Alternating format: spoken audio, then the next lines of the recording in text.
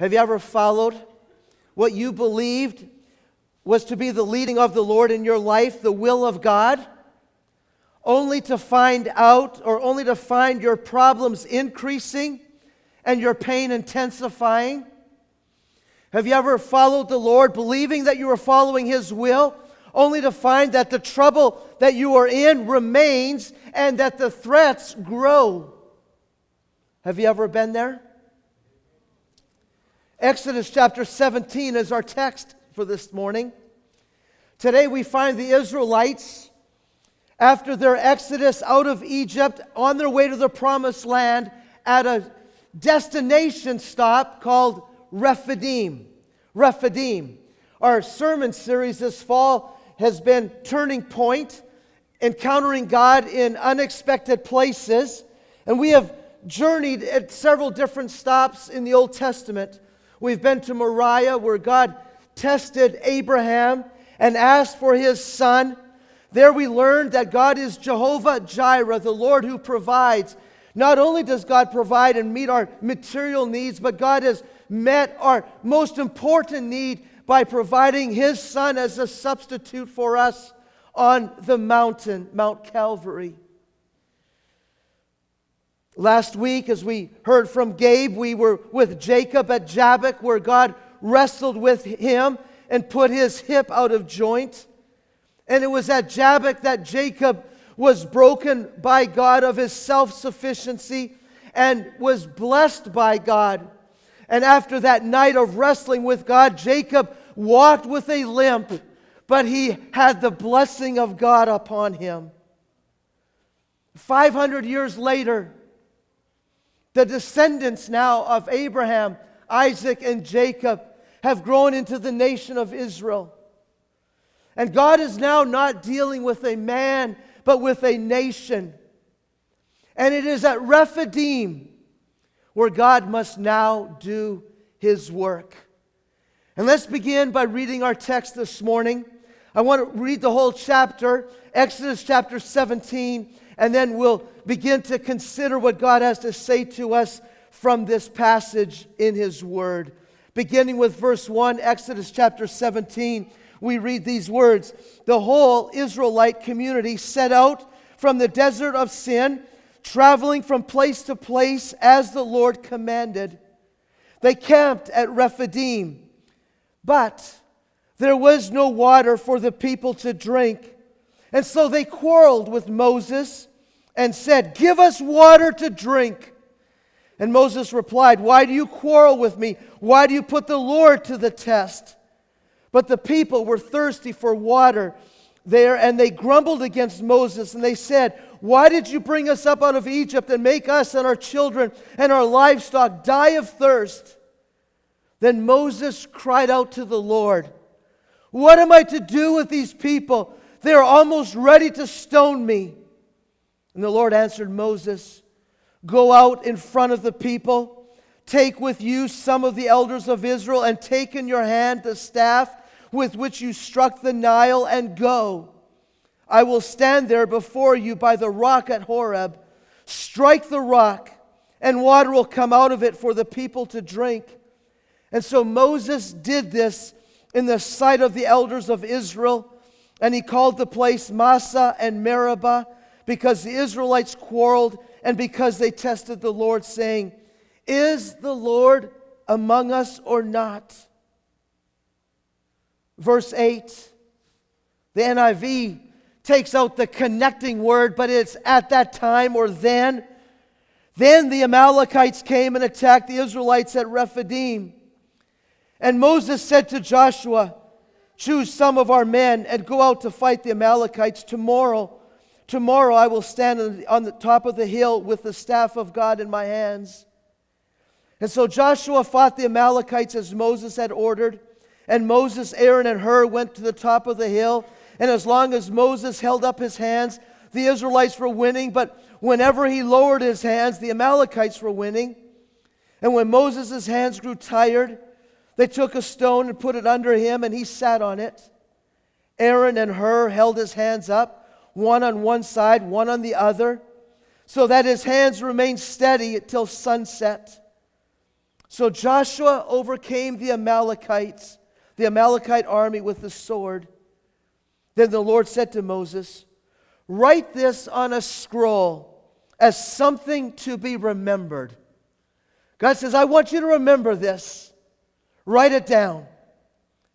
And make sure that Joshua hears it. This is something Joshua would need to know. Because I will completely blot out the name of Amalek from under heaven. And Moses built an altar and called it, the Lord is my banner. He said, because hands were lifted up against the throne of the Lord will be at war against the Amalekites from generation to generation. And so let's begin by noticing here this morning as we consider this text.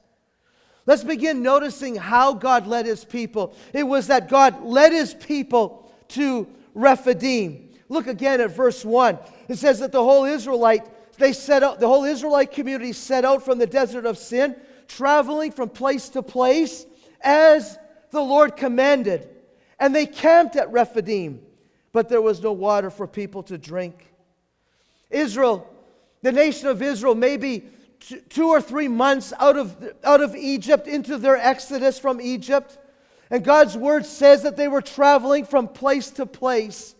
That is, they were going stage by stage or step by step. They were following the Lord's leading. And the Bible says that they camped at Rephidim. Let's just stop right here and think about that for a moment. Israel was at Rephidim because God led them there.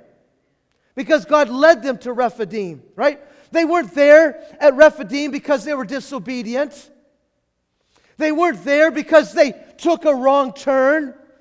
They weren't there because Moses stopped to ask for directions, right? Anybody have that experience, not asking for directions, and now you're lost, right? They weren't, this didn't surprise God where they were at. God wasn't leaning over the portals of heaven going, don't go there. No, that's terrible. Don't go to Rephidim. No, you went to Rephidim. God wasn't doing that, right? They were there because God had led them there. Now, if you listen to the prosperity gospel preachers on television, you might think that, well, hey, God led them to Rephidim, so Rephidim, man, that must be like a luxury resort. I mean, this is like an all-inclusive vacation. I mean, this is the place to be. You might think, well, this is heaven on earth. Until you read the next line. There was no water at Rephidim. No water in the wilderness. No water in the desert. That's bad news. But the Bible doesn't stop there, right? In verse 8, we might call Rephidim double trouble, right? Double trouble. Not only was there no water at Rephidim, the Amalekites came and they attacked the nation of Israel there. And so we need to stop here for a few moments and we need to consider the ways of God. Why would God lead His people to a place like Rephidim where there was no water and where the Amalekites could attack them? Let's consider that for a moment. First, the water. The lack of water reveals our fickle faith. The lack of water reveals our fickle faith. See, the issue was not the lack of water at Rephidim. The greater issue was that there was a lack of faith in God's people. That was the issue. Not that there was no water. That was a small thing to God, right? The issue was that there was no faith in the people of God. Look again at verse 2. It says, so they quarreled with Moses, and they said, give us water to drink. And Moses replied, says, why are you quarreling with me? Why are you arguing with me? Why do you put the Lord to the test? The people of God quarreled with Moses, and this was more than just complaining. Hey, man, we're thirsty, Moses. Moses, it's really hot out here. Moses, have you checked the supply rations? No, they had become caustic. They had become argumentative. They were in the face of Moses. They were demanding, Moses, give us something to drink. We want it now. And Moses replied, and he said, why? He wasn't talking about himself. He said, why are you testing the Lord? Why are you testing the Lord? See, the absence of water was not the problem. The problem was the absence of faith in their heart. You say, what was going on? Why would you say that it was an absence of faith? Well, if we have to kind of, we stop and we pick a chapter out of the Scriptures that we look at, and sometimes we miss the context, right? And so, what has happened in the nation of Israel? They have witnessed God's miraculous deliverance in their lives in a short amount of time, over and over and over again. They witnessed the 10 plagues that had come on top of the nation of Israel, while those plagues affected, not the nation of Israel, the nation of Egypt. While those plagues affected Egypt, it never affected them while they were living in Egypt. That God brought them out of Egypt and He led them to the Red Sea, and it was there at the Red Sea where they crossed through on dry land, and then God caused those same water that He parted to come back over and to drown the entire Egyptian army. In Exodus chapter 15, they came through the Red Sea and they stopped. Their first place they stopped at was Marah, where the waters were bitter and the waters there were undrinkable. And there they began to grumble against Moses. And God showed Moses to throw a stick, a piece of wood, into the water, and the bitter water became sweet, became drinkable. From Marah, God led them to Elim. And for 45 days they rested at this oasis in the desert. And yet the oasis wasn't the promised land. And so after 45 days, God says, it's time to move. And He led them from Elim into the desert of Sin. And it was there in the wilderness that they ran out of food. And again, they quarreled against Moses.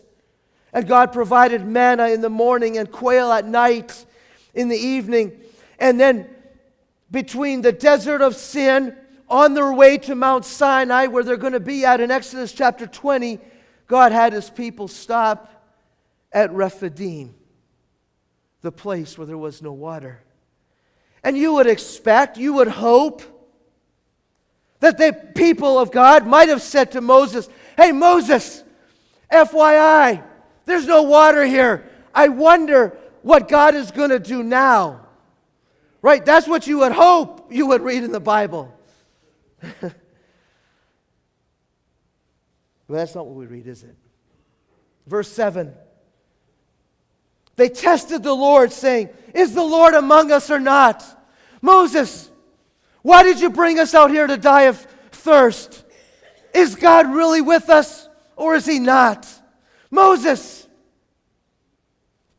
And they tested the Lord, not because they trusted Him. They tested the Lord because they didn't believe Him. Now you and I, it may be easy for us to sit in judgment, right? We can sit here this morning, we can think back, we can look at this text and we can say, man, what is wrong with those Israelites?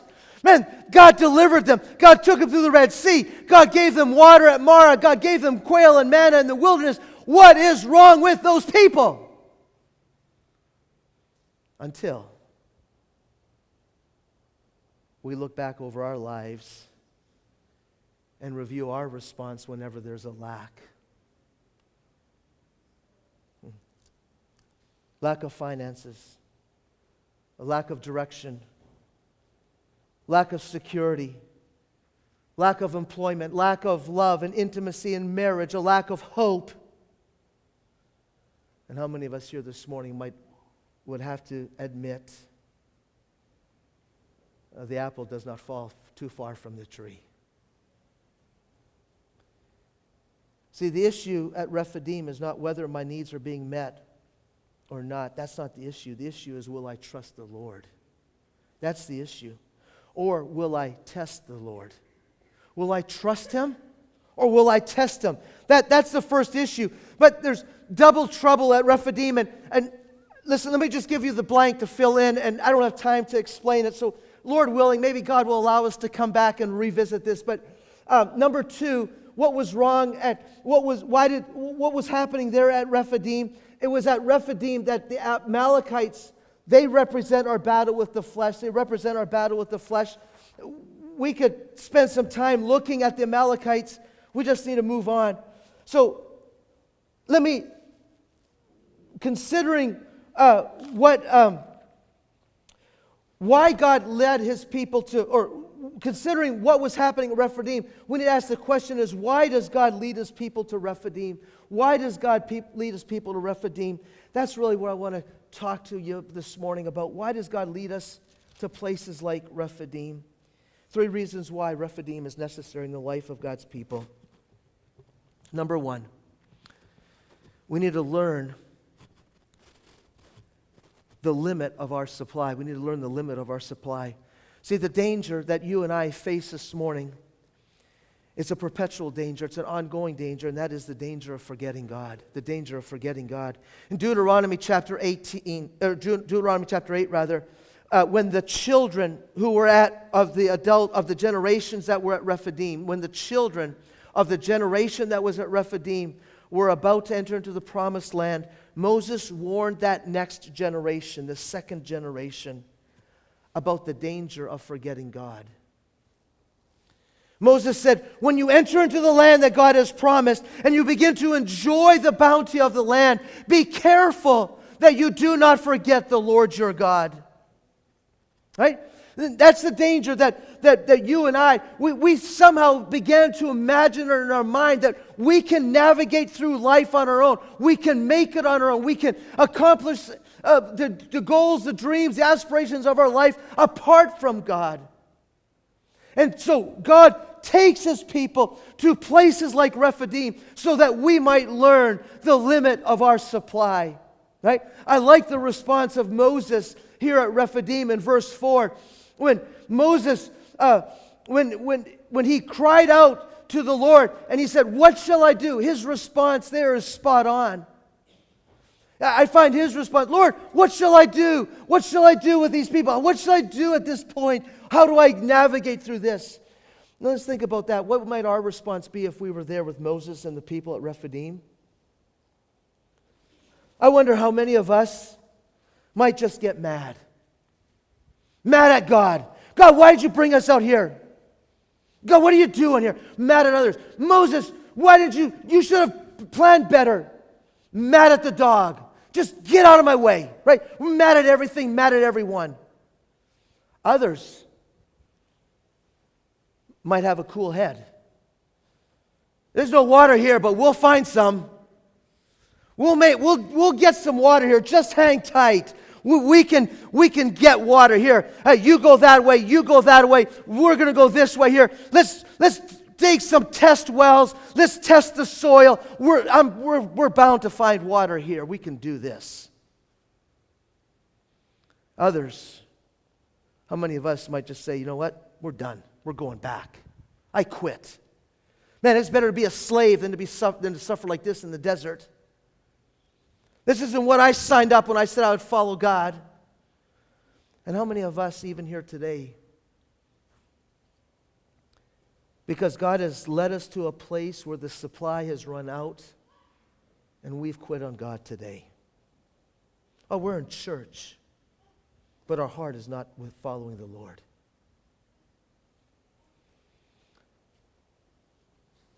Man, if this is the way God is, I'm not going to follow Him. I'll just do enough to keep Him happy, but I'm not going to entrust my life to Him. How many of us, maybe even here this morning, have given up on God? Moses, Exodus 17 says that Moses turned to God and said, "What shall I do?" Verse 4. And then he waited. Now, that's hard to do, isn't it? Waiting on God. His time's not our time. His ways not our ways. He waited. And God directed him. And God gave him some very specific instructions. And He said, "You go in front of the people, take elders with you, and I will stand with you at the rock of Horeb. And when you get there, strike the rock, and water's going to come forth from the rock." verse 6. End of verse 6. And so Moses did this in the sight of all the people. Go and hit the rock, and water's going to come out. Now, that's a contradiction in terms, isn't it?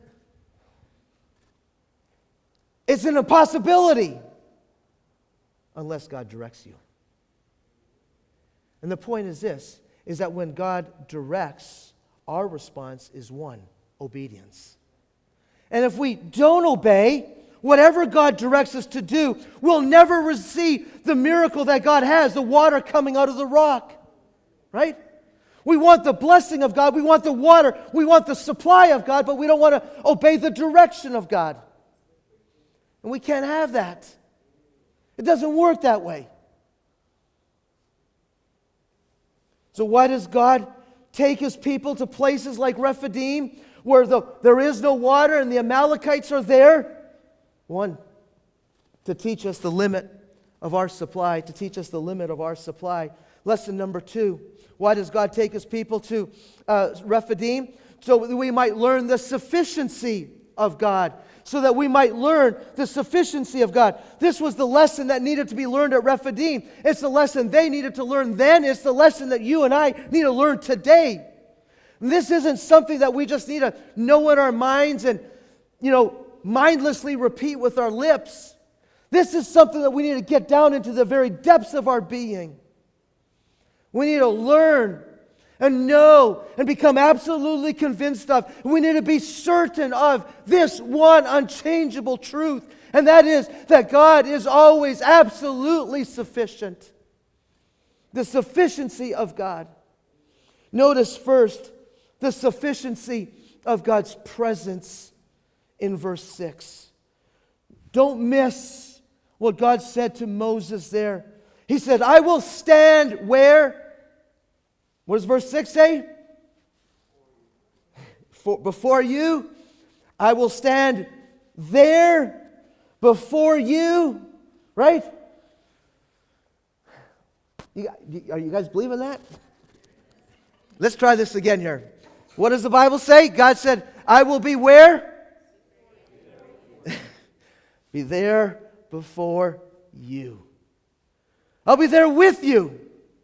I like the passage that Brother Scott read earlier in this service in 1 Corinthians chapter 10 said that the rock referencing this account was Christ, and He followed them. It's not that they picked up this rock and they carried the rock. This rock represented Christ. It represented the presence of Christ in the wilderness. This immovable rock that would give water represented Christ. And Christ was with them at Rephidim. And Christ was with them at the next step. And Christ was with them at Sinai. And Christ was with them throughout the wilderness wanderings. He was with them. And this God whose faithfulness endures to all generations is the God who walks with you and me today. The Apostle Paul, at the end of his life, he wrote the last closing verses of the last book that God had him write for the New Testament. Paul wrote these words. He says, at my first offense, no one stood with me. Or hold it, I got that mixed up. That's what happens when you get old. At my first offense, everyone deserted me, but Christ stood with me. Everyone deserted me, but Christ stood with me. And sometimes God has to take us to Rephidim so that we might know, that we might learn, that we might become absolutely convinced of that He is there when no one else is. When your family fails and your spouse leaves, when your health fails and the future looks bleak, when you bury your loved one, when the money runs out, when the pink slip is handed out, when your brothers and sisters in Christ disappoint you, God is there. That's the blessing that God gives to us at a place like Rephidim. This week as I was studying and I was thinking about this, I was thinking, man, I don't like Rephidim. I don't want to be at Rephidim. But I need it. I need it. I need God to take me there. Not only do we learn the sufficiency of God's presence, but we learn the sufficiency of God's storehouse.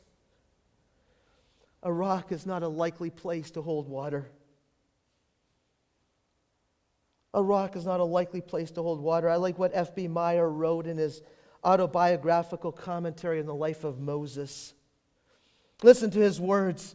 He said, a rock would seem the last place to choose for the storage of water. But God's cupboards are in very unlikely places. Ravens bring food. The prime minister of Egypt gives corn. Cyrus lets the people of Israel go from Babylon.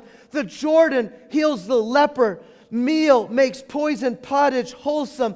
Wood makes iron swim. A Samaritan binds up the wounds and saves the life of a pillaged traveler. Joseph of Arimathea buries a sacred body in his new tomb. Meyer writes, it is worthwhile to go to Rephidim to get insight into the fertility and the inventiveness of God's providence. It is worthwhile to go to Rephidim to get an insight into the fertility and the inventiveness of God's providence. There, he goes on, there can be no lack to them that fear him, and no fear of lack to those who have become acquainted with his secret storehouses. Eye has not seen, ear has not heard the things which God has prepared for them that love him, but God revealed them unto us by his Spirit. See, at Rephidim, we learn that God is more than able to do and does provide for us in ways that are not only incomprehensible, they're also unexpected. The sufficiency of God's storehouse. We see the sufficiency of God's provision. We see the sufficiency of God's storehouse. We learn here also the sufficiency of God's name. The sufficiency of God's name. Verse 15. Although we didn't look at the battle of the Amalekites this morning, after God gave the victory against the Amalekites, Moses built an altar and he called it, "The Lord is my banner." The Hebrew word is Jehovah, Lord, Yahweh, Nisi, the banner. The Lord is the banner, my banner, right? And when God is lifted up, and we come under his standard, there is nothing that can come against those who are his. That is the confidence that we have here, that we learn here at Rephidim. And so it's at places like Rephidim where God begins to reveal himself, and we begin to learn to trust in his name, and we begin to take refuge in him. Proverbs chapter 18 verse 10 says that the name of the Lord is like a strong tower. The righteous run to it and are safe. Why do we run to the name? Because it's at Rephidim that we have learned that the Lord is Jehovah Nisi. He's my banner. And when I'm under his banner, and I'm marching under his banner, there's nothing that can stand against us. We learn that at Rephidim. Number three. Why does God take his people to Rephidim? At Rephidim, we learn the power of prayer. We learn the limit of our supply. We learn the sufficiency of God. We learn the power of prayer. Don't miss what happened at Rephidim. We read it. We didn't look at it, but we read it. Joshua fought, but the victory came because Moses prayed. Joshua fought, the victory came because Moses prayed. Without the warriors in the battle, the Amalekites would have won the day. But the victory was secured not because Joshua was down in the valley fighting. The victory was because Moses was on the mountain praying. Don't skip verse 11. Verse 11 tells us that as long as Moses held his hands up with the staff of God in his hands, God gave the victory. The Amalekites were driven back. But when he let his hands down, the Amalekites would gain the advantage.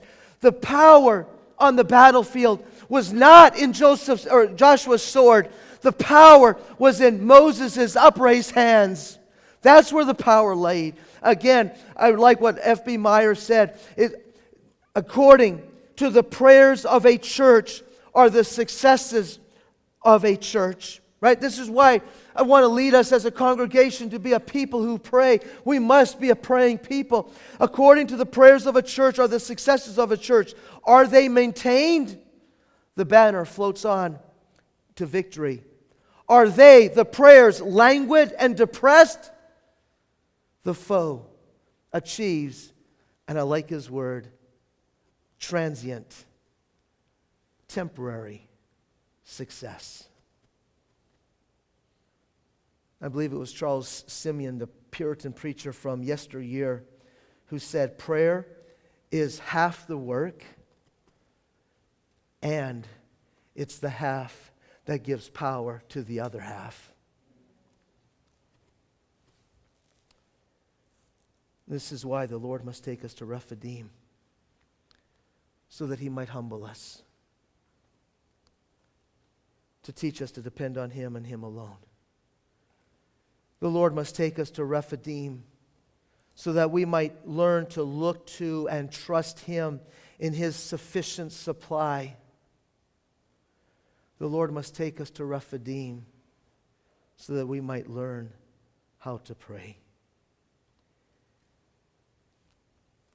And the question this morning is, how will we leave Rephidim? Will we leave the same way we came? Will we persist in our unbelief and continued mistrust of the Lord?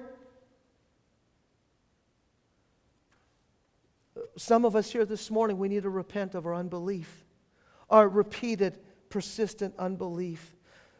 We're like the Israelites. Is God with us or not? Whenever there's a lack in our life, we don't trust him yet.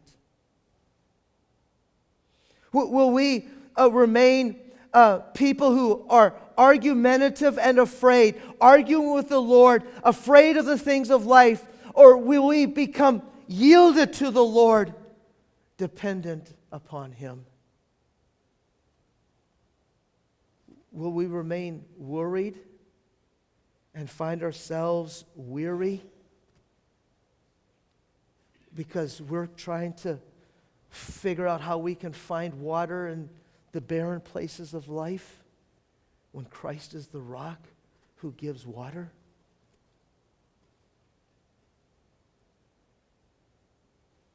Or,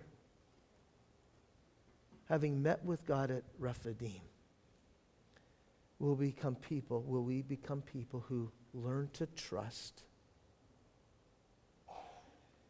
and walk in victory that the Lord brings? How will we leave Rephidim?